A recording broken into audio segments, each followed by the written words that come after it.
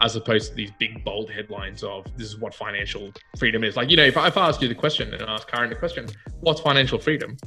It's different. It's different for absolutely everyone, right? You can't say it's when it's $100 million, right? It's when you get $1 billion. You can make financial freedom whatever you want it to be.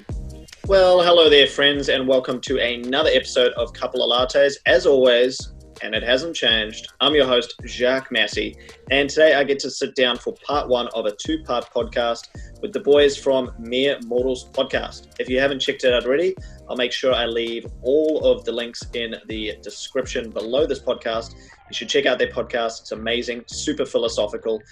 Basically, they're striving for excellence through life's lessons. So they get really deep in so many different areas. They have some great guests on the show, and they dive into some really deep, interesting conversations that most of us probably wonder about and ponder about at some point in our lives. So make sure you check that out. Again, the links will be in the description. You can also find them on Instagram, mere_mortals_media. That'll be linked in the description as well. But anyway, part one of this discussion, we dive into how to make money work for you. So money is one of those touchy topics that most of us don't want to talk about because there's this weird kind of disconnection that we have in our relationship with money. But it's still important in the lives that we live nowadays. Money is all around us, and although money isn't everything, it is a tool that we can use to help us achieve and be successful in every aspect of our life. So in this part of the podcast, we discuss budgeting, we discuss cash flow, we discuss investing, we discuss some of the tips and the tools that Juan and Kyrin have used in their lives to make sure that money works for them and allows them to achieve all of the things they want to achieve in their lives, whether it's security, whether it's financial freedom, whether it's setting up for future generations. All of that is covered in this podcast. I do want to preface this, however, by saying this is not financial advice. This is simply an open discussion, all of us discussing some of the things that have worked for us, some of the learnings that we have had around making money work in our own particular situations. I would suggest, if you're seeking advice, to seek out a financial professional.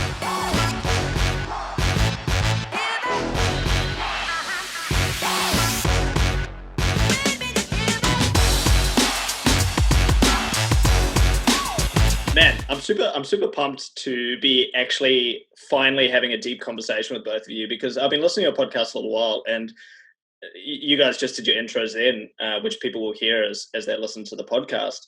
And it's crazy because you guys are so different in so many ways, but then your podcast kind of brings those two halves together. And I think it's valuable for many reasons. And one of which that sticks to mind straight away is we live in this landscape now, right, where there's kind of this breakdown in people being able to converse with their own opinions and their own views without it breaking down into some sort of cancel culture or just a total violent shutdown of the conversation. And I find that because you guys are so different in so many ways, but then also you have this common joy of podcasting and just engaging in deep conversation with each other, and the fact that you're friends as well, obviously. It's just so good to hear conversation with different opinions and it not end up in some sort of crazy outrage. You know what I mean?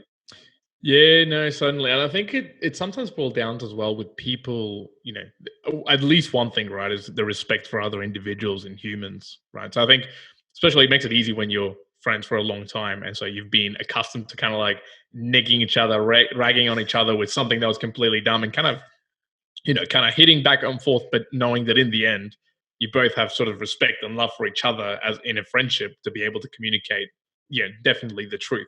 And I think there's a lot of things missing, especially when it's people who don't quite have that connection and relationship to be able to really go through to the truth and be able to say, well, this is what I believe and this is what the other individual believes. And it's not saying that one's wrong and one's right. It's just two viewpoints, and what you're trying to get to is sort of triangulating to the truth of what you two are discussing, and whether you arrive at or not is then having the mutual respect to understand that, okay, there's going to be varying viewpoints and you're going to have your context and someone else's context, and that's going to be okay. Whose voice is that I'm hearing? Right, so Juan Granados, so originally Colombian, 28 years of age. What I get up to, right, consultant and contracting is sort of the main gig, and obviously doing the podcasting stuff now through Mere Mortals. All that being said, I think the thing with podcasting is it's all about ideas, right, and communication. So if you look at what we actually do in real life, and the reason why I've been friends so long is we basically do the same stuff. We're not that different. If you look at like, take a snapshot of me, take a snapshot of Juan, we both go exercise, like we both stretch, we both read books, we both, spend time with the family, both, look, have girlfriends, blah, blah, blah, whatever it is. We're very, very similar in a lot of ways. And then it's just in the podcasting. That's actually a good way to find out about highlight the differences. Yeah.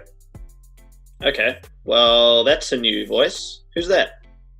I'm Kyrin. I'm 28 years old. I actually know Juan Granados from high school. We're high school friends. My I suppose journey is more on introspection, so a little bit the opposite of Juan in some respects.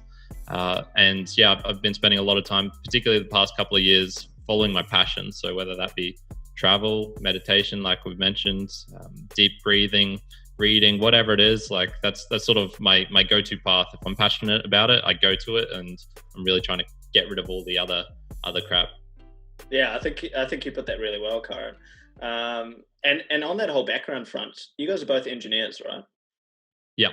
Yeah. I find I find the more and more I have conversations with engineers, engineering to me is like one of these pursuits where if you learn engineering, or you kind of figure out how to work your mind in a way that an engineer does, everything else in life seems to become easier, because the whole premise of being an engineer is to fix problems. And so many people have problems, but they have no idea how to fix them. Whereas an engineer will look at it and be like, ooh, exciting, a problem. I'm going to figure this out. Well, it's interesting you say that, right? Because the reason, and I've always thought about this, why do they say that engineering, there's a couple of other professions, but why say engineering, is it so great to be able to then expand and go across to different professions in that, right? So one of the things that you get taught when you're doing engineering, and whatever the breadth of it was, so Kyrin doing mining engineering, I specialize in civil structural engineering, you get to learn more how to problem solve. And the problem solving side of things is, how do you break down a problem that at first looks like there's 17 parts to it? How do you structure that down and go, okay, well, first I've got to look at this joint and then that joint and this moment and then this stress, to actually combine it together to say, well, at point C, there's this vertical stress and this torsion going through. Here's your answer, right? So I think you learn a lot in that process around problem solving. What you don't learn, right, is dealing with humans and dealing with people, which is actually one of the bad things with it. Because I mean, you interact like any other university degree, but in the essence, you learn the problem solving skills. And I've got to say, like, me and Kyrin are quite alike in the way where we note things down. We're very select when we're putting down things. We're not all over the place. We like schedule. We know how to break down things. But there's other aspects of general life, like interacting with humans and understanding relationships and structures and everything else, that we definitely had to learn outside of that sort of scope. When you're an engineer, you interact with engineers. So exactly, yeah. It's like a feedback. It's a feedback loop of each other. So yeah.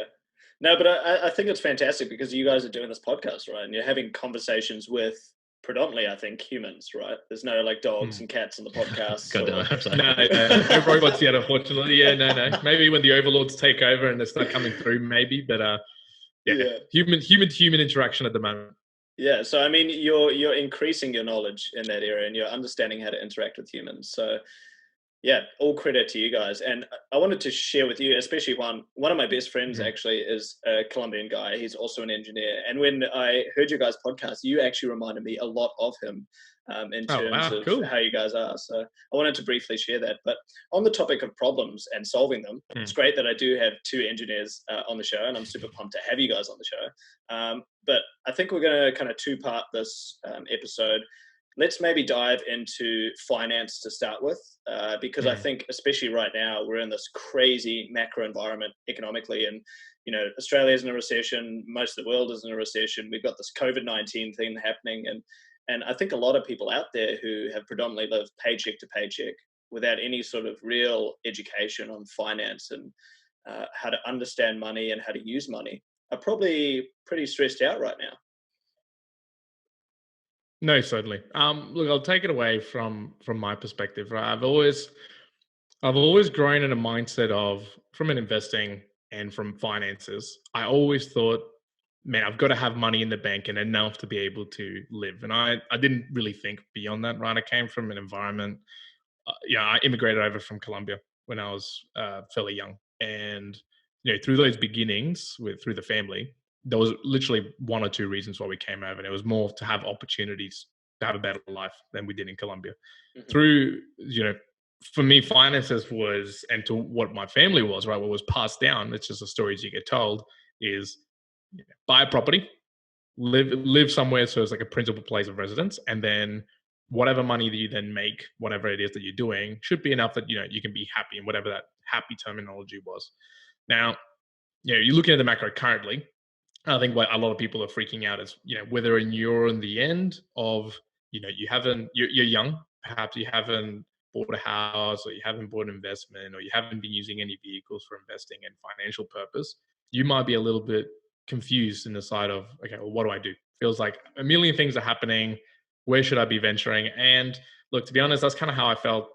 I'll probably say about 5-6 years ago, right? And I was in a position, this is pretty going in and investing out. I was in just starting in work, and I was trying to understand, okay, what should I be doing? And I always had this mentality of, okay, I should just buy myself a house, live in it, and then that will be enough, and I'll hope to go from there.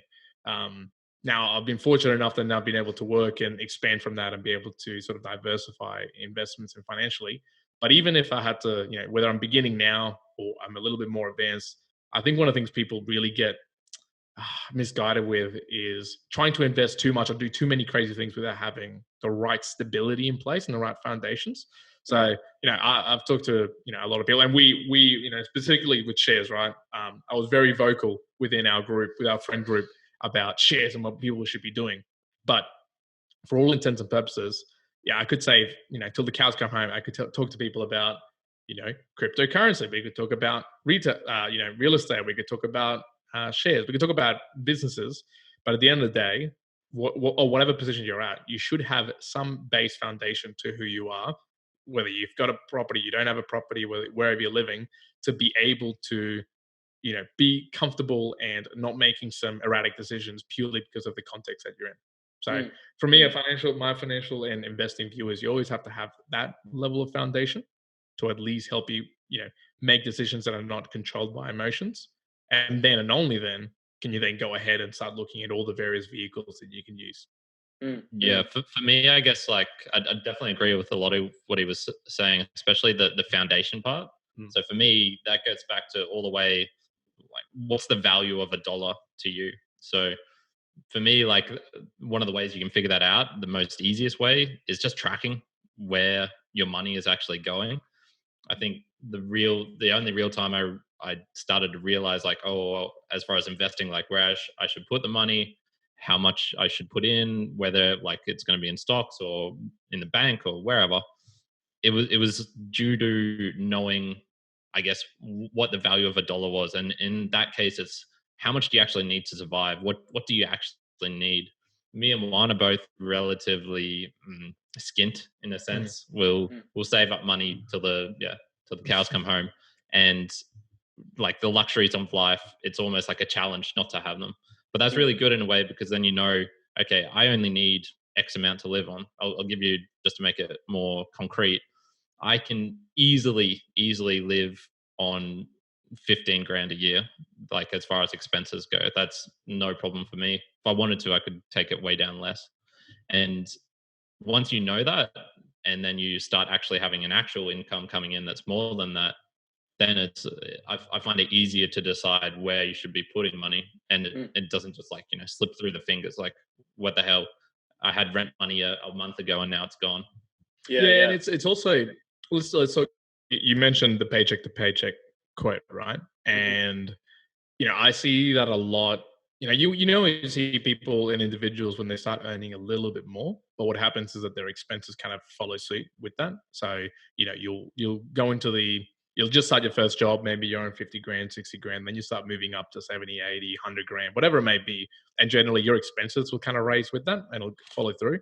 One of the things that I've always understood, and I think just, I was like, I always understood it, but obviously now I've sort of extracted it and put a little bit more, specificity around it when I'm tracking some of my things financially, is, well, one thing is income and one thing is wealth. And really, wealth is, for however much income or, money you have, how long can you live in it?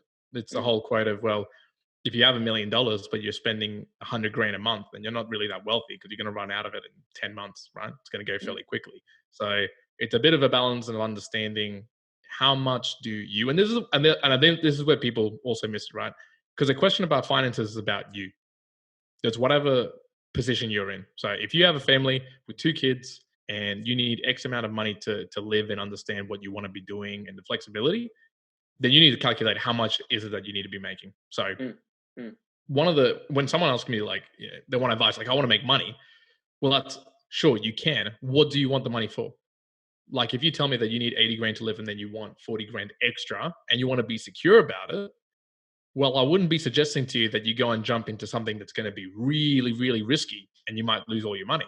Now, at that point, you say, okay, maybe you can kind of put away some into your super. Maybe you can go and put away something into a really solid, like a Vanguard, something where you're going to have a pretty set return of money. You can kind of put it away and forget and focus on everything else. Now, if someone comes up and says, well, I want 100 grand, I want to have a really lavish lifestyle and I'm okay with taking risks, then fantastic. You're young. Let's try and build a business. Then let's look at potential much more riskier share investments, looking into cryptocurrency, and obviously then being able to spend the time to learn about that. But it still all boils down to what is it that you personally actually need the money for financially, so you're not overreaching. So it takes you away from that mentality that everyone has, which is, oh well, my mate's got a 60 grand car, I must now have one. And but they've got a really good couch. And it's really simple when people listen to it. They're like, oh well, that's dumb. But everyone does it. Like everyone will have had a moment in time when you thought, man, I really need some Yeezys. Yeah, I really need this. You might need it, but what's a must have and what's you could have. I now work in a particular area of life, which is much more in development and IT, right? And you specify things in a product with what's something that you must have, what's something that you should have, you could have, and you would have. And sometimes you got to understand in life financially what's something that you really must have and what you should have. And that can get you to understand, okay, well, do I really have to be investing or financially structuring my way in such a risky way to be living a life that, for all intents and purposes, is probably making me feel worse to be able to do that. And then it all comes down personally, because I can give you like an example. Myself and Kyrin, we live in a very different, basically, Kyrin was saying concrete structure of like 15 grand would be how much he could use to sort of live. Mine would be many multiples above that. But that's also because of the way I've chosen my asset structure to sit, the way that I live my life, the way I live my life with my partner, all these sort of things that changes that dynamic. But you've got to dial down on a one-to-one basis with an individual to understand that. So let's kind of take a step back, because there's a lot of kind of concepts and ideas to unpack in that I'm guessing if someone's sitting here listening to this podcast going, well, fuck, I'm just waiting on my next job keeper check to come in to, be able to afford food and pay the rent. They're probably hearing all this and going, well, this is great, but like, where do I start? And so there was some really important things you touched on there. And one of which was having clear goals around what it is you actually want as an individual financially, what it is you want to achieve, whether it's financial freedom or if it's just financial security, whether you just really want to work a career job but have a little bit of spare cash on the side to afford all the holidays and the extra expenses. So maybe let's take a step back, and in your guys' individual opinions, where does a person start? Like talking about maybe financial plans, their goals, emergency funds, that kind of thing. Yeah, certainly. I'll kick it off. Yeah, I'll kick this one off then. Yeah, for me, it goes to creating a spreadsheet of some sort. So just knowing the bare basics. If you're meticulous and OCD like Juan and I, you'll probably know every single dollar and where it goes. If you're less so, then a weekly one is fine. Just knowing where that money goes. And I think that's a good starting point, even if you don't have money currently coming in. So say you're at uni and you're studying and you get like an allowance from your parents or a JobKeeper, whatever it is, you'll have like little bits coming in, and you'll also know where it's going out. And so you can track where it's going out. From there, look, man, I really struggle with giving broad advice to, shitloads of people, but good rules of thumb, just, live underneath whatever it is that you're earning. So match that level of lifestyle to whatever is underneath. And then, if you want better than that, gonna have to work harder to sort of play the jumping game going up. Other than that, I have too many strong opinions on what's the best way to start. Whatever, I guess wherever you're at, just keep going at it. So keep going harder and actually put some heart and soul into it. So if you're a janitor, be the best janitor you can be. And if you're realizing, okay, this is a ceiling cap, I'm not going to be able to rise higher, all this hard work I'm putting in is going nowhere, then that's a time to look at another position elsewhere and see, like, okay, these skills I have, can I use them elsewhere? I guess in a way and when I look at it, to try to get a sorry. I guess to kind of sum up what you're saying there, like continue to acquire massive amounts of usable knowledge is one way that you can start investing without actually investing, if you know what I mean. Like invest in yourself, right? Before you start any sort of life in investing in stocks or real estate or whatever it is, you need to acquire the knowledge, or even if it's moving up to another position, acquire more knowledge, better yourself, and you're going to have more opportunities, right? Yeah, certainly. Look, I'll give an example for that one, right? There's information is everywhere, right? Everyone's got access to information, like you, me, Kyrin, anyone listen to this. You've all got the same information we have, right? Which is Google. But one thing's information and one thing's knowledge. So it's translating of information into knowledge, and knowledge that's actionable by yourself. It's important. You can go and read. I could tell you that it's a great investment to go and buy some Berkshire Hathaway shares, but no one on JobKeeper's got 280 grand worth just to go and spend to buy a share, right? That's just not going to happen. So I think it's interesting if you are someone who's on JobKeeper or Job Seeker and you're thinking, all right, I've got whatever, 2 grand in the bank. I'm only getting in this money. I'm on zero. Where do you start? Like how I would take it, and the way I share, what I would do to things is kind of explain what I would do, and then take from that what you think is learnings would be first go out there and figure out, reading some information, obviously in relation to being financially literate. So people like Naval Ravikant, if you haven't heard of Naval, a couple of other people, listening to some individuals to understand, like, okay, you want to try to build up some sort of emergency funds, right? That's sort of like step one. Understand emergency funds. What is the bare minimum that you can have so you can have some peace of mind? And again, I bring it back down to emotions control your decisions. If you are an emotional human that is going to react to absolutely anything that's going to happen to you financially, then you're going to let that drive your decisions. So if you believe that you're on JobKeeper and you tell me that tomorrow you've invested $1,000 into shares or whatever it may be, fantastic. And as soon as there's a market down or something happens, goes up 20%, you're going to be so much, you're going to just exit the market, right? So sure, you may make a profit, sure, you may make a loss. You're going to be completely dependent on how, as a human, you're going to act emotionally. If you've got, at the first place, some sort of financial backing in terms of an emergency fund, and that might take you, some people, right, rule of thumb, have about 6 months worth of living expenditure set away somewhere, so you can be happy that if you've lost a job or whatever, you've got some savings there. If you're really pushing me, someone's asking me, I'm on JobKeeper, I want to start investing, I'm kind of making ends meet, but I want to be doing something, then start on the smaller scale that you can, right? Don't be thinking that you're going to be trying to pull together some sort of saving for a down payment on a house. Look at ways that you can get into markets that you can be playing in it. That's quite.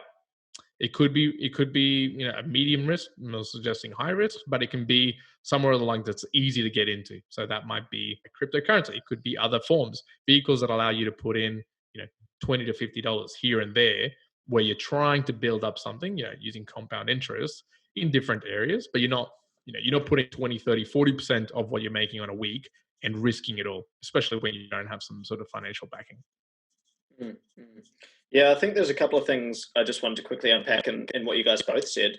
So the way I'd kind of look at that, maybe step one is to acquire that knowledge. So if you're going to do anything to financially free yourself or get stable, you first of all need to understand a little bit about money, how it works, what the importance is of an emergency fund, all these kind of details that unfortunately the schooling system doesn't really teach so well. So knowledge would be number one to me. Second would be, like you say, get that emergency fund, right? Like if you have 6 months to a year even worth of backup cash that you can go back to, then 100%. That means when you do get into the stage where you're comfortable to start investing and start understanding about markets or real estate, you're going to be so much more, so much less impacted by the emotions, like you're saying, Juan. And I guess another one that I would kind of add to what you guys said there is to put together some clear goals. And that kind of comes back to what you were saying there, Kyrin, with looking at your bank account, seeing where you're spending money. And that's really hard for people, right? Like a lot of people just don't look at their bank accounts because they hate to see what they actually spend all their money on. But when you're actually able to look at that and then develop some clear goals around, okay, I won't be spending more than X this month. I'll have this amount of money each month that I can dollar cost average into my emergency fund. Or once I get to this point in my emergency fund, then I'll have this amount each month that I can dollar cost average into this stock or this company or this ETF or whatever kind of vehicle it is to increase their wealth. What do you think about goals in relation to finance? You kick it off, Juan. Kick it off. Now, this is an interesting one because, and I'll tell you a personal story, right? I had a goal a couple of years ago where I set myself, I want to have X amount of money by the time I turn 27, right? And that's what I was like, oh, this is what I want to do. Just a single figure, right? For me, I was like, I want $1 million. I want $1 million in assets. That's what I want to do. Now, the interesting thing about that is that that sort of goal for me was okay. I was able to break it down. I was able to think, okay, how I would do it. Would I purchase properties? Would I be getting shares? Would I be doing businesses? Which way can I articulate this so I arrive at that point? And that was all good and well. But what I found was setting the goal in that particular manner, just one figure, wasn't very great for me. What I actually thought, and what I then realized going forward is, for me, cash flow is king, right? My goals, and so I'm just sort of giving you my experience, my goals are much more related to what I experience as a human on a day-to-day basis. So financially, I'm not looking at like these big numbers. What it also takes me away is I'm not looking financially at like, I must have $1 million house. I must have a 200,000 car. I must have, these sort of shares. No, what I more care about now financially from a goal structure, I'm humanizing it a little bit. And what I mean by that is I'm saying I want to be earning, such an income that is 30 to 40% above my expenses on a month-to-month basis. So what that allows me to look at is I know that it can change, it can fluctuate depending on what I'm earning or what I'm spending and what I'm trying to do. But I'll generally finances in a way my goals. So I know that on a month-to-month basis, I need X figure that I need to be having at the very least. And then I want to be earning or setting up my finances and my investment portfolio in a way that I can achieve 30, 40% over that on a month-to-month basis. And then it allows me to then have the freedom to do what I want extra, whether it's investing, whether it's just spending it, whether it's whatever I want. But all my sort of main living sort of expenses and everything else I want underneath that cover. So my goals, I think, just summary of that is humanizing it in a way that it builds to my lifestyle or to individuals' lifestyles, as opposed to these big bold headlines of this is what financial freedom is. Like, if I ask you the question and ask Kyrin the question, what's financial freedom? It's different. It's different for absolutely everyone, right? You can't say it's when it's $100 million, right? It's when you get $1 billion. You can make financial freedom whatever you want it to be. For me, financial structuring goals has to deeply align with the way I live my life. And that to me is a monthly structure of X expenses, 30, 40% of, above that of income. Yeah. I've got a quick side note here. So I had a very similar story to Juan in that I made a dumb goal when I was young, 21. But here you'll see how I am a shooting for the stars and Juan's a pleb because I wanted 1 million by 26, not 27. So. Dang. Yeah, Come on, Juan, step your game up, bro. Yeah, exactly. No, yeah, for me, very similar story. I set a goal when I was 21, had no idea what I was doing, and it was like just for the hell of it, just to set a goal. And I think, my path is definitely been influenced by what I actually did. So how I started earning money. So I was very fortunate in that. Going through uni, I got a very decent scholarship from Rio Tinto. This was back in the mining boom. And I entered into that industry just after the peak. So I sort 2014?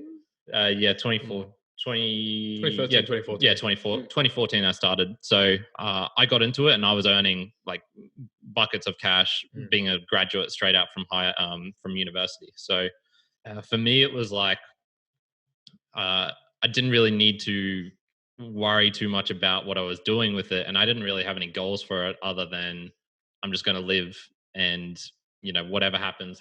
So I was throwing money into the share market, but not particularly caring of like, am I getting huge investments from this? Is this, the best place to be using it, blah, blah, blah. And I think from then on, I've just been very fortunate in that my like long-term goals are just sustainability. I don't need all this stuff. Like material stuff doesn't matter that much to me. So what I need is just the bare minimum to live on. And so when I make goals for financial stuff, now it's definitely the qualitative. So like Juan was saying, it's not putting a number on a certain date and saying this needs to be reached. It's more okay in a couple of years time, would I have enough saved up to potentially look after a kid if I had a wife and whatnot. So for that, it's kind of bad, the advice I'm giving, because it's not going to be really great for those people looking for those initial steps of like. Well, look, I'll interject there because I was going to say we have to put this caveat is that this that we're giving as well is we're now in two very fortunate positions where you can't say we're financially free, but we're very financially flexible, right? But if you were, and you got to the point of it, I think the more you're struggling with it as well, maybe the goal structure needs to be a little bit more quantitative. You have to put more direct numbers to it. So, if you are really struggling paycheck to paycheck, make your goals really finite to the point of, I'm only spending $1,000 this month and $200 is going to this, $400 is going to that. And I am not, you're being really, really inflexible with it. Yeah, I'll save 10% of my paycheck. Like that goes into this account, which cannot be touched. That sort of thing. Yeah. So, and obviously, the more financially free you become, and the more flexible you can be, then your goal structure going into that more qualitative sort of state, then you become a little bit more flexible with your finances, which allows you to do that. I think the more you can be obviously financially free, and your goal structure can be more qualitative, then obviously it's going to improve the way that you interact with it, because it is a little bit more flexible. It goes more towards your lifestyle that you can derive and you can structure. But if you are setting goals at that lower bound, like if we think back, obviously there's a reason why we did the whole, we want to reach this number. I know that you would have done this, and I probably would have done this the same way. If we look back, we would have gone, all right, well, this month I'm putting away 1K into shares. Yeah. And that's what we would have done, right? We would have broken it down into this little sort of actionable steps to go, this is what I'm doing. This is what I'm doing. This is what I'm doing. So maybe that's the other one as well with financial goal structure. Break it down to actionable steps. Do not leave it hanging out. So we would have broken it down, but don't leave it hanging and like, I want to be a millionaire. Like that's a horrific goal. Sure, you want that, but there's so many permutations of doing that.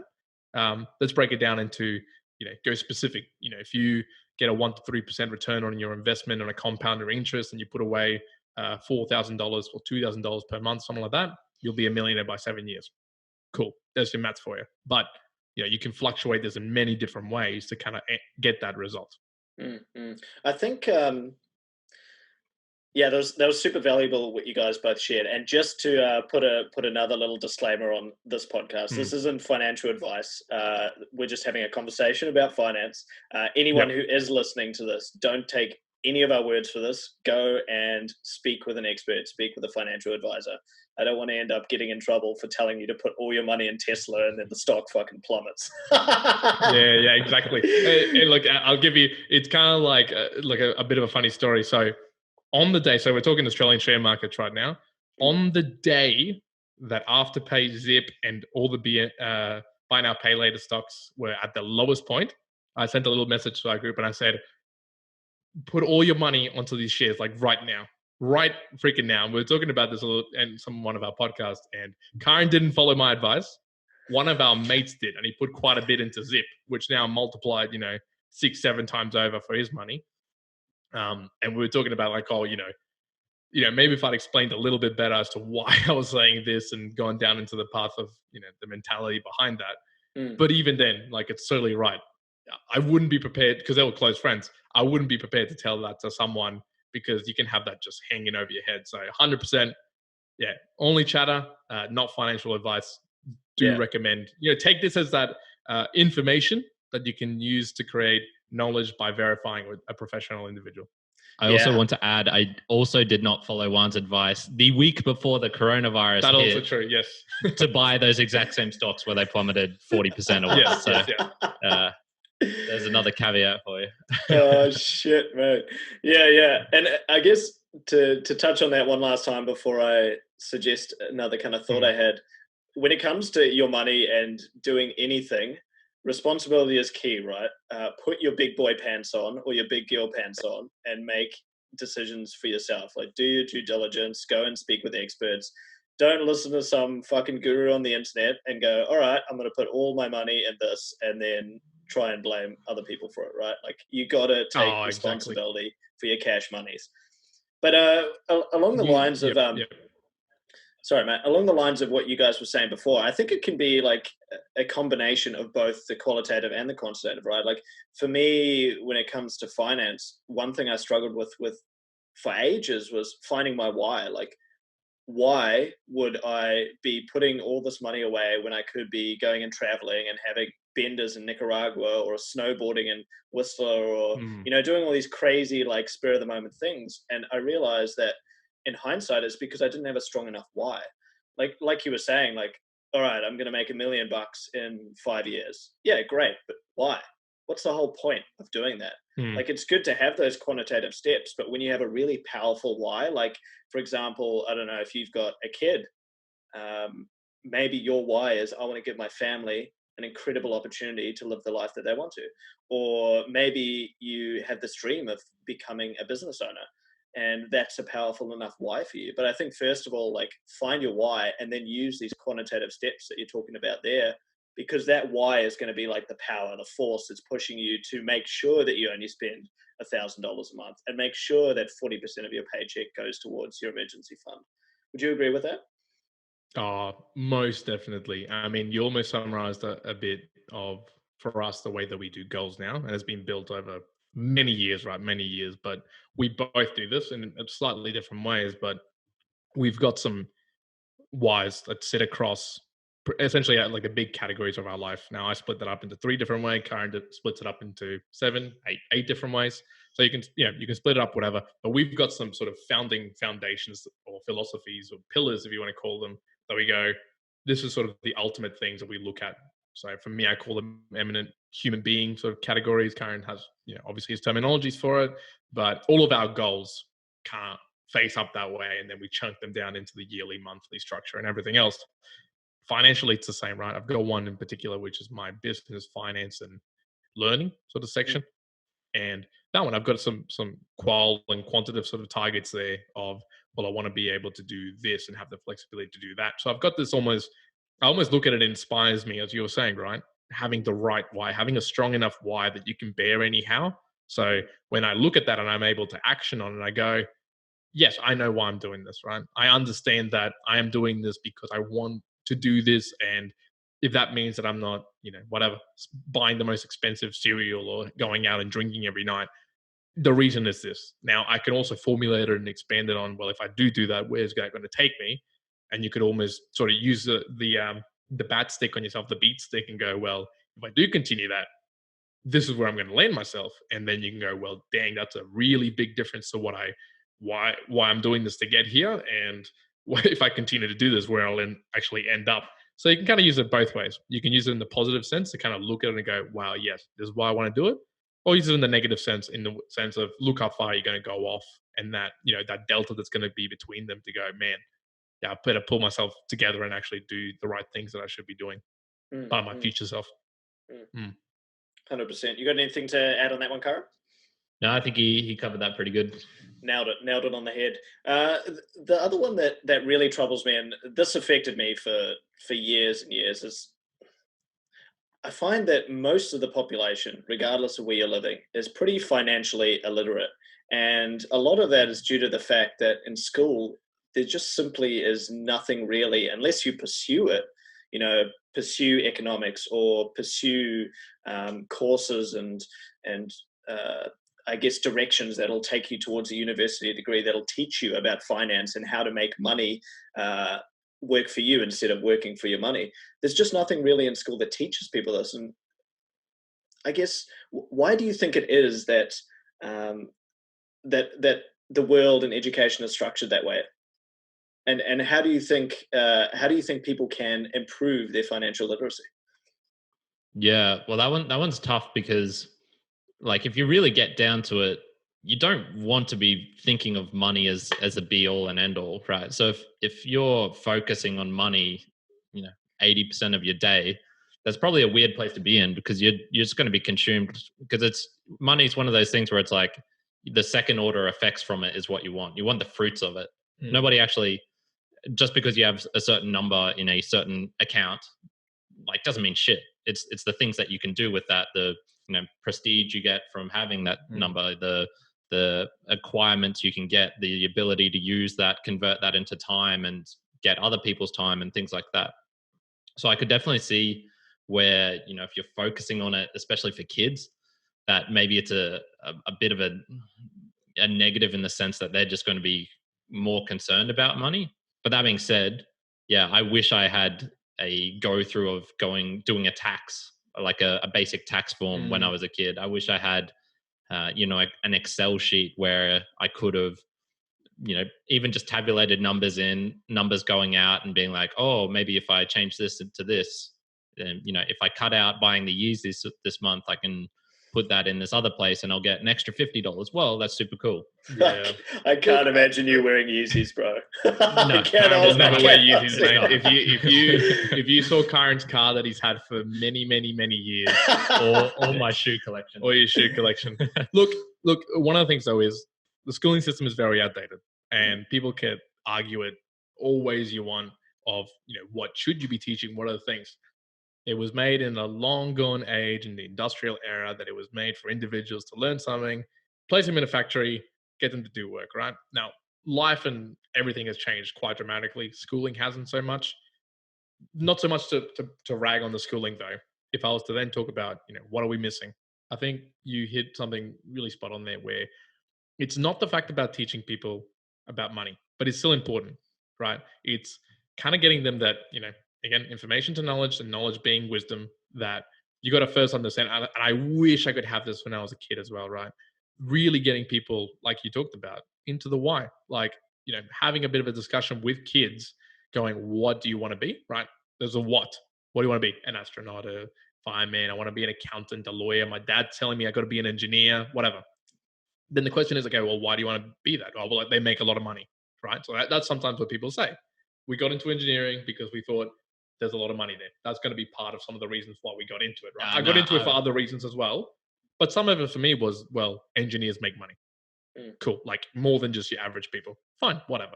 But if I really nail it down with kids and going, okay, well, why would you want that money? And then they can start having a bit more of an understanding of, oh, well, I want to have nice things and spendings and whatever. And what that might lead you to do is get a little bit more of a conversation of, getting to the real why of what someone might want to do.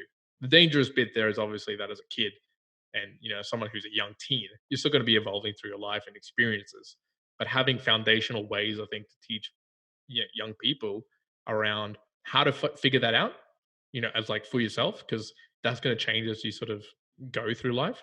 So just having the ability of like, understand it maybe at that point, and then keep being able to do that and reflect it. Like, we're now reflecting on things. We're 28, you get to 30, right? That might be the right age where people are reflecting. If you could do that sort of reflection, understanding of why you want to be doing things and then putting it into place when you're 20, like, obviously all the better. Like, you've taken away all these years of, egregious feelings of yourself of being like, oh, well, I've always aiming to be this businessman, but actually I hate business. I really like farming. And then, you understand like, okay, well, it's not as important then for you, the money, if you can just do that. And even then you can find ways to make a lot of money. But then I definitely agree, right? I work specifically in the tax system at the moment as well. And, just being able to learn those sort of very simple things at schooling would have been amazing. Like, if for people to teach you, like, just generally how the tax system works, right? Like, why is it that we get taxes? Why is that useful? What are investment vehicles? Like, most people, like if you ask kids, I think, or young individuals, they'd probably say, well, yeah, it's property and shares, right? Is it something that people can talk to? You would know this better than most, right? Like cryptocurrency, it's something that's happening at the now. Schooling's obviously very slow, but is it something that you could share with people? Like, oh, well, there's cryptocurrency, just like there's cybersecurity, and there's obviously a very wide expanding region in that. At the moment, all of that learning is happening completely off the schooling system. There's very, very young kids, I'm sure, at the moment who are learning how to run businesses or invest in cryptocurrency or do anything else by learning from forums, other people, podcasts, whatever else. They're definitely not learning that from the schooling system. And I know personally, I've worked with someone in the past who was in one of my teams. They dropped out of year 10, right? Because they just didn't believe that the schooling system was teaching them the right things. And they're an amazing individual. Like, they know how to work, they understand money, they do all their finances, all this sort of stuff. They learned that outside of the schooling system. So, they obviously there's ways that could be improved from that because people are learning it from other perspectives. But again, not to rag on the system because it is what it is. And I think if you change something, you're going to take away from something else as well. Yeah, true. And I guess that's that engineer mindset coming in again, right? Like, let's kind of make this a little bit more about the solutions. Like, the school system's fucked. We all know that. I dropped out of school when I was, how old was I? 16. Yep. And I'm doing pretty okay. I'm pretty happy with my life. So school is not the be all and end all. But I think in terms of that relationship with money, Kyrin, that you were talking about in regards to like money isn't everything, and I totally agree. And I think that's where it's really important to, as an individual, figure out your why and then build a good relationship with money in a way that you see it as a tool to achieve the things that you want, right? The reasons in your life. And I think one of the big problems I had personally, and I'm going to assume that if you're listening to this podcast right now, you might relate, is I had this really negative relationship with money where I was of the mindset that, nah, I want freedom and I want to do whatever I want and fuck money, like fuck the system, like all this kind of shit. And what I kind of realized as I got on was like, all right, well, like money's just like bits of gold and silver or currency or whatever it is. It's not actually an inherently evil thing. And if you're a good person and you have a strong why and a strong purpose and some strong foundations underneath you, it can be a really useful resource to achieve all of the things that you want to achieve in your life. Yeah, certainly. I was going to share something that I shared with Kyrin and our podcast listeners a little while back, right? I had this little epiphany on my birthday a few months back. And, happy birthday, bro. Oh, thanks, man. And what happened was I kind of had a couple of hours free, right? It was a Saturday and I had to work that day, but it got cut short. And I was like, man, it's my birthday. Let's just go do whatever I want, right? And like, I'm fortunate enough to now be fairly flexible with my finances. I can do generally whatever I want to do. And on this particular day, that whatever I want to do boiled down to me as going to go and buy a pie and an almond croissant. And I just parked my car somewhere and just sat down and kind of enjoyed nature and had it. And that later that night, I also had like a bit of a dinner with the family, right? And to me, that day didn't cost me much. And I was just incredibly happy that day, right? Incredibly, incredibly happy. And I thought it wouldn't have mattered at this point if I had 100 million in my bank account or 10 billion or 100 billion. It wouldn't have even changed what I thought was going to be that. What could make me the happiest that day? It was actually very simple things. So your relationship with money can be really crucial when you understand what it is that makes you happy, or you understand what gives you meaning, what gives you passion. Then you kind of disassociate with the fact that, oh, well, it's not generally the figure in your account. It's, what it is that you need to do the things that you want to do. That's Right? exactly it, right? And then you can make plans as such, right? When you kind of, I guess, come to terms with your relationship with money. The way, actually, I love metaphors, I love stories, and one of the ways I like to think of it is like money for me was like an ex-girlfriend, right? And I just had this hatred for my ex-girlfriend, aka money. And the moment I came to terms with my ex-girlfriend, aka money, I was able to see it as, okay, well, like it's just this thing that I can now use as guidance towards, like you say, my whys, whether it's going and, driving a car, which you've paid for with money and you can afford the gas to go buy your pie and a croissant and sit there and just enjoy the things that matter to you in life. Money has a part to play in that, right? Just like your ex-girlfriend had a huge part to play in your life and still does. Yeah, no, certainly. That's a pretty good one. Although it gets weird if you're then starting to mix the metaphor with tools as well. So you're calling your girlfriend a tool. Who knows where that goes? Oh shit! Yeah, I was waiting for that one. I was like, well, maybe I've chosen the wrong metaphor here. I hope she's not listening. No, I like that. But look, again, don't take it away. If someone's incredibly struggling, and I can already hear, because I've talked about this with people, and this has been shared with me. People say like, well, that's all good and well, but that's because you have money, and like I don't have money, and whatever. I can tell you, like, I know a time when I had absolutely no money, like literally no money, like finishing university. When we finished university and we didn't really have a degree, like easily making less than so I was an engineer working in a structural firm, and I won't even share what the name of this place is because they're horrible. But I was earning as a full-time engineer, $14 an hour, right? And and it was like 8-hour, that you'd get paid for the 8-hour day, but you'd work more, 10, 12 hours, right? It was insane. Right. And I was like, and I was having, obviously you have to dress the part and whatever. And it's still in the time I had to make, you've got to make the tough choices at that point to understand, like, sure, you've got all these whys, but it's also like, you've got to live. And so then I have to understand, like, well, I genuinely can't go out and go and do all these things. I can't be, I've got to be frugal with maybe the way that I'm eating and dressing and doing a couple of things to focus on the things that are important. So if you're in that position, look, you're not the first person to be in that position, right? A lot of people have been in that position. It's about focusing on the things that are really important, and you've got to make some tough decisions. Focus on the critical things. Maslow's hierarchy of needs, right? You've got to be able to like live well. You've got to be able to just live your life. And once you've met those demands, at the very least, then start extrapolating from there. And if you need help, right, whether it's financially or wherever else, go and seek that out. Don't be so vain to the point that, oh well, no, I'm not going to go and do that because I'm kind of okay, right? People have done them very tough. Another story that my dad, if he listens to that, I'm going to share this podcast with him. My dad, when we came over from Colombia, right?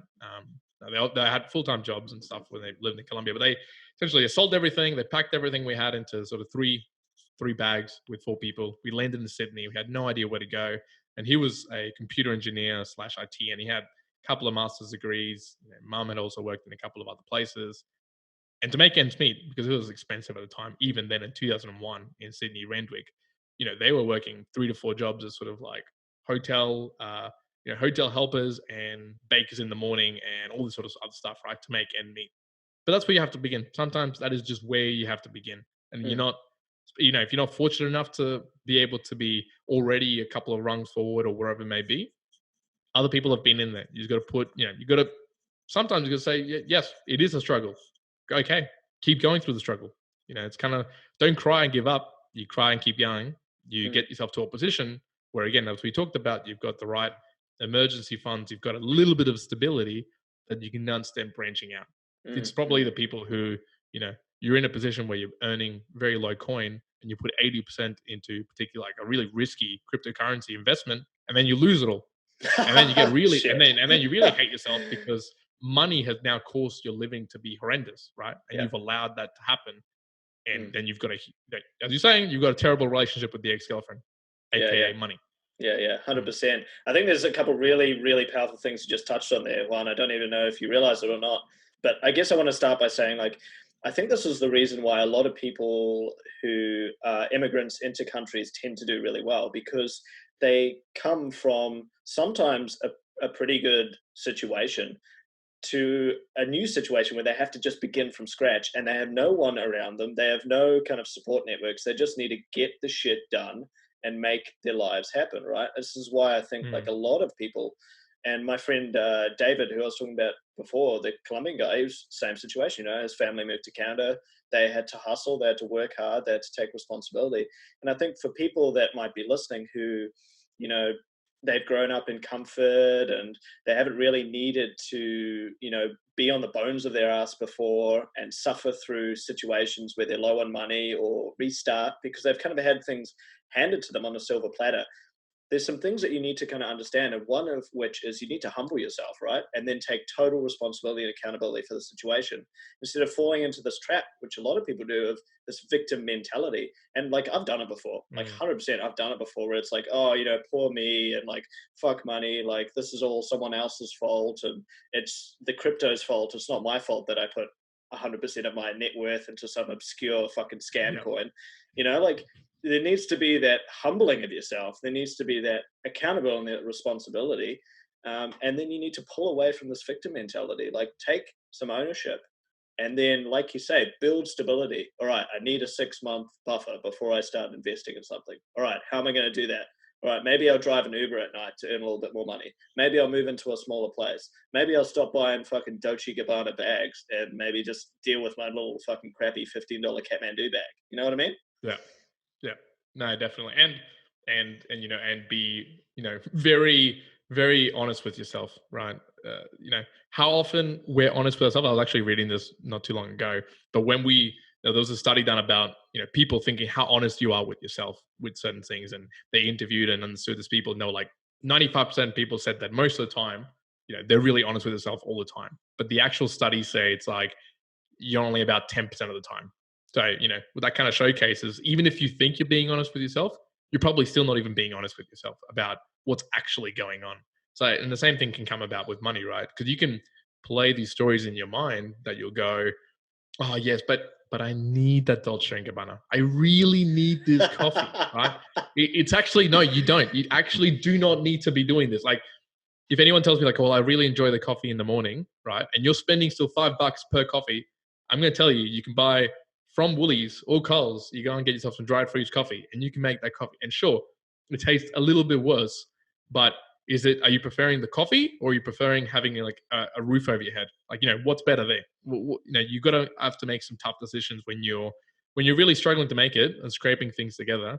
You make some tough choices, and you know, if you've got family or something else that it's depend on you, makes it a little bit easy, because you go, well, my kid dies or I have a coffee. Okay, well, that's probably going to be a no-brainer. But when it's just you and you go, well, it's a coffee or no coffee, like, you know, I'll just have the coffee. Like, it feels nice. And people get used to this dopamine hit of like, now.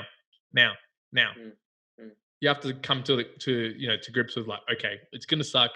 I acknowledge that. I might have taken some wrong turns in the past with my financial investments, but here I am today, right? Let's just go from that. Another really pointed story just around this one, a property investment of mine, right? If I had just been, that was all the investment that I would have done. It went through a period where it went up, and now it's gone down, right? Through the COVID structure, I had real big issues with renting it, all this sort of stuff. I had to rent it at much lower price points. If I had just focused on that, and I was really heavily invested in there, man, I'd be in some pain. I'd be in some horrendous pain. And if I'd like lost my position through COVID or whatever, like, man, I would not be in a good place. But fortunately, you know, I have those things in place where it's, you know, some sort of emergency funds. I've got investments in different portfolios and different structures and vehicles. So I can kind of go, well, even if this goes down, you know, there's other areas of my life that are still, you know, either humming along or going better. So it still stabilizes the entire portfolio. So, yeah.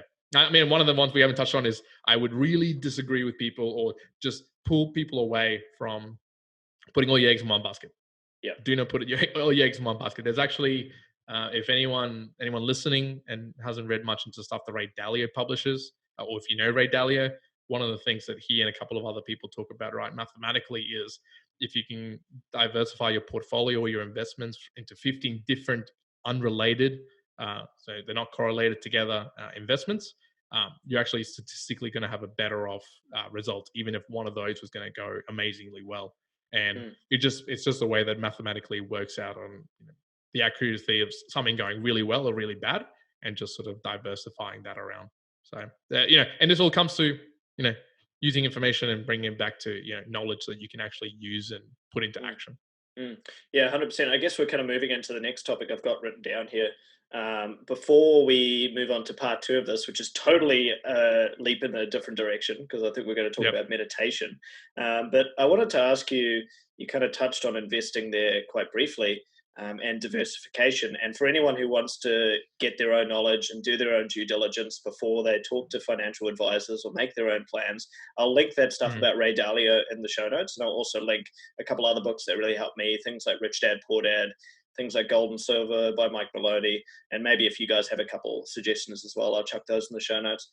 But let's say you've got someone out there and they've got their 6 to 12 month emergency fund set up. They're super stable.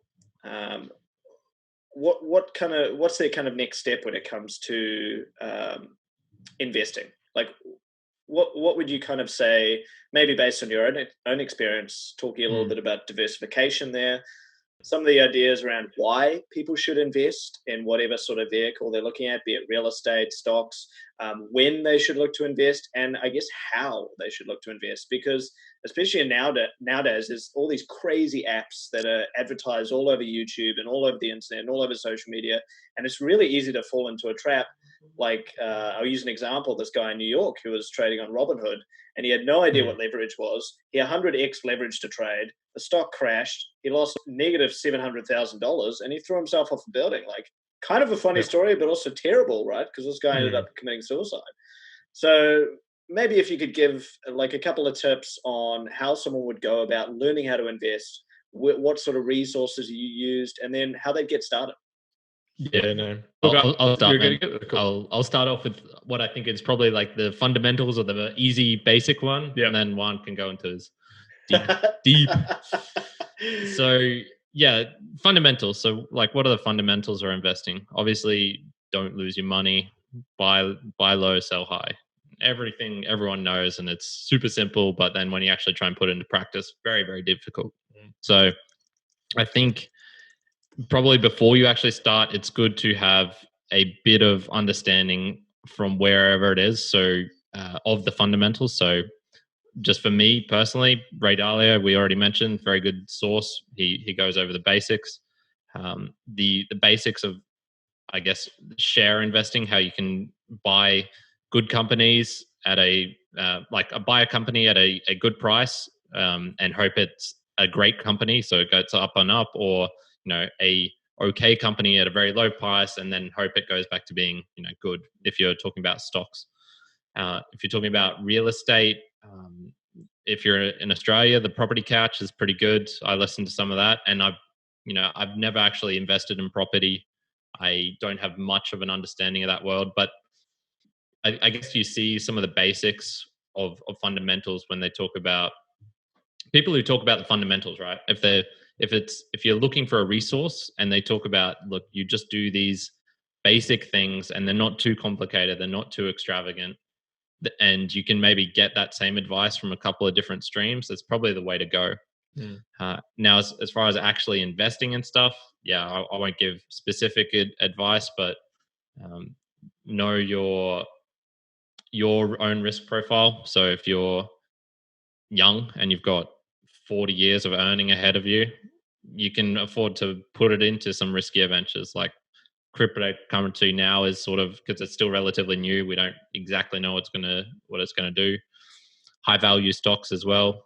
But again, the way that I'd highlight with people is you want to start. So let's go to this particular scenario. You now have your emergency fund. You've got a bit of income coming, which means you've got some extra on the side, right? You've met all your requirements of living. What do you do with this extra? Where I would begin is go where you've got a bit of a passion. So for me, right, I was a civil engineer, specifically in structures. I really enjoyed buildings, right, properties. So for me, that was always going to be the first sort of starting point, because I just had I had a good attachment to it. I already understood buildings in the structural sense, but that translated to me being, active in the way of understanding, like, okay, well, let's understand the markets, and then the markets within markets. And then what does that mean from units, apartments, townhouses, developments, subdevelopments, all these things that you can do, right? Commercial, normal. So you then get into all those niche areas, and you can understand, okay, well, I want to venture down into these specific areas. So one is understand your passion. Let that lead you into where you want to invest. Because if you want to go into the share market, but you hate finding out about companies and the like, well, you're not going to really enjoy it. Even if you're earning a lot, you're going to go, well, every day I've got to go and check this, or every week I'm doing that, or it's really annoying, or I get really emotionally attached to the up and downs, and don't do it. Go and look for other investment ways that you can go and do that. So that's one. Second thing that people should be thinking about is how liquid you want your money to be, or your assets to be. So, obviously there's really, really illiquid with a property, right? Going into the market of property and coming out of the property, there's quite a bit of expenses to go in and quite a bit of expenses to come out. So you can be super illiquid and the share, portfolio way, you can do different things, and then you can have a bit of a range in the middle. So understanding just how liquid do you need your money to be? And obviously it has its variations and its risk profiles depending on that. Another one as well that I was just noting down is just understanding what you want to do with that money, whether it's short term and long term. So do you need that money and that return to be like now? And if it is, then you're going to be undoubtedly looking at risk profiles that are going to be higher. So, if you're thinking maybe in a 1 to 5 year timeline, maybe you want to look at the cryptocurrency or the share market, right? Because there's a high volatility in those investment vehicles. If you want to look medium term, you might look at businesses, you might look at EFTs, you might look at other ways. If you want to look really long term and be really secure, maybe start talking property, although property can be medium to long term, or it could be putting money in the bank, right? That's bonds, bonds, whatever else, something that's going to be really long term. So there's all these sort of structures and ways, and I think those are some of the questions that people can begin asking themselves. Because then you'll go, okay, well, I don't need it to be liquid. I want to be holding it for the long term. I really like property.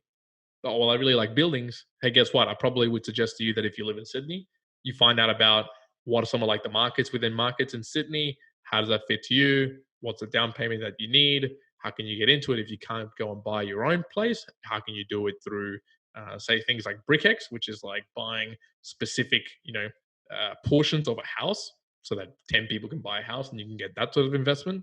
So you can go down that path. And then, if you tell me, well, I want it to be really liquid, I'm looking at it to be short term. I want really high returns in a really quick amount of time to do whatever. And I've been there too. And I've used my money this way. Get into drugs. Then, just go on this with drugs.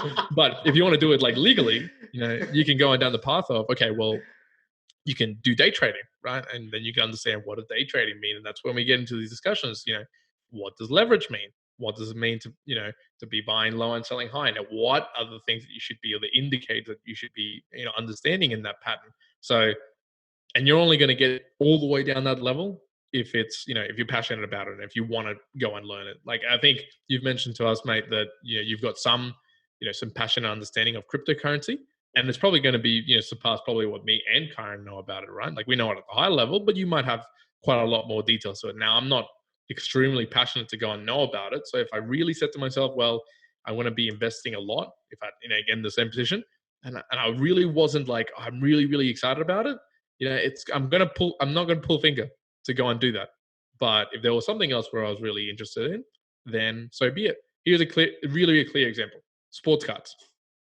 Sports cards have been going fantastic as of late, right? So from 2018 through to like 2019, bananas, like awesome. But I don't care about them. I don't even know the single thing about sports cards. But you can make a lot of money, right, in there. If you're really, really passionate about it, go do it. But if not, there's probably other ways you can do that. Yeah.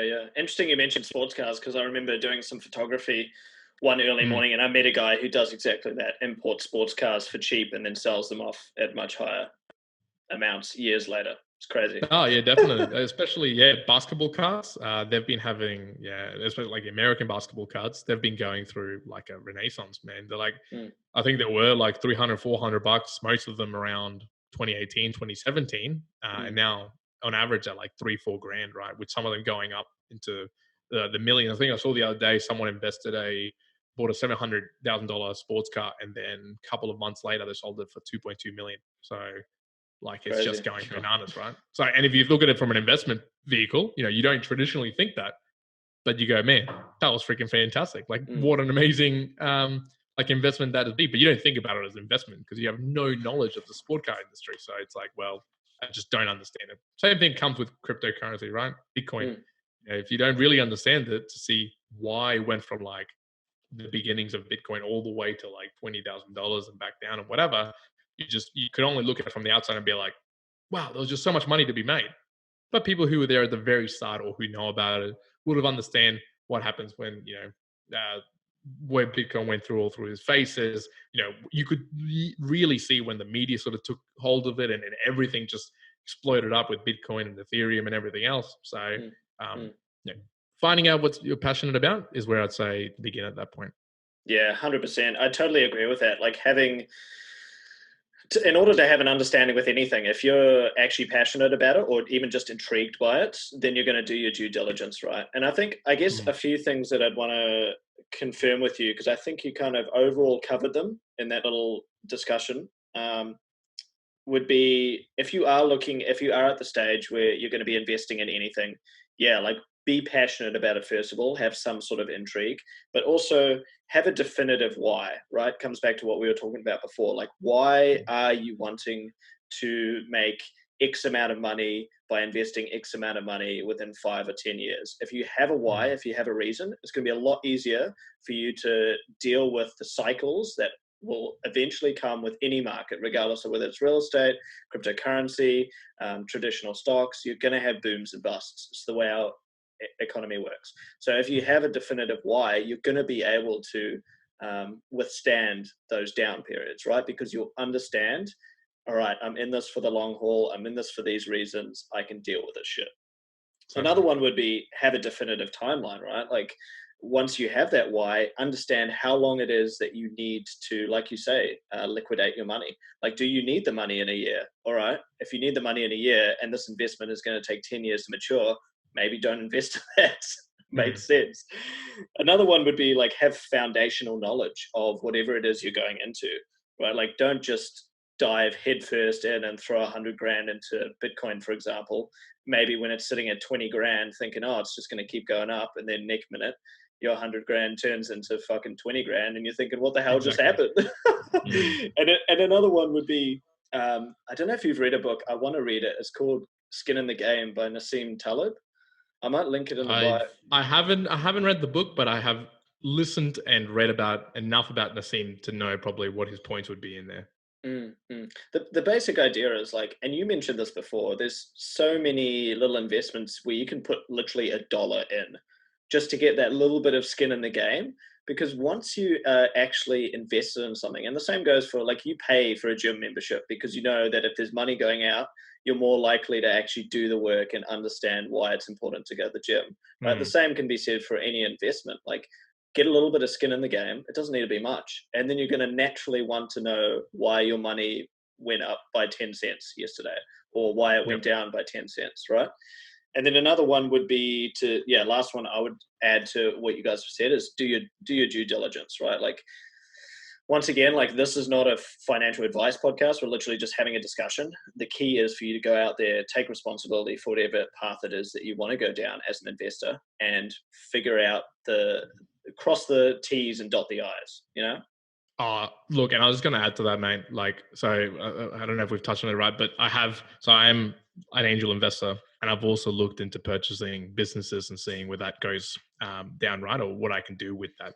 Now, one of the things I found from it was you have to really dot your I's and cross your T's in there. Like you need to understand what is going on, what you're getting yourself involved in, what are you getting into. And if I wasn't really passionate, and there was a lot of times where, I thought, oh, this is something interesting, but it wasn't quite enough. There's a huge amount of work that you have to do there to understand what, if it's really a valid thing that you want to be investing into. And for me, it was like, okay, well, no, I don't want to be spending so much effort in that area to be getting, this particular return where I know I could go and get that return doing something else that then gives me more value to go and do it elsewhere. So it's also how much time can you afford to put into it? Like if you've got every single hour of your working day to be able to invest, okay, sure, there's probably going to be lots of things you can do. But if you don't, also think about, okay, well, what's going to suit, your lifestyle. You don't want to be, really well off in 10, 15 years time, but then be having to spend every single waking moment having to look after your wealth, right? It's kind of like, well, there's no point there.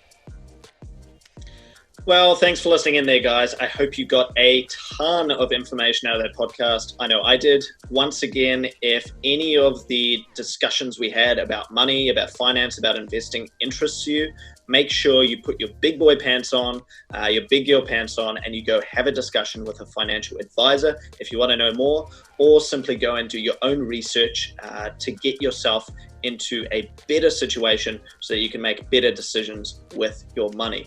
This was simply a discussion about money and finance. I don't want you to go out there and say, hey, those guys on the Couple of Lattes podcast, they told me to do this. This sounds like a great idea, and lose all your money overnight.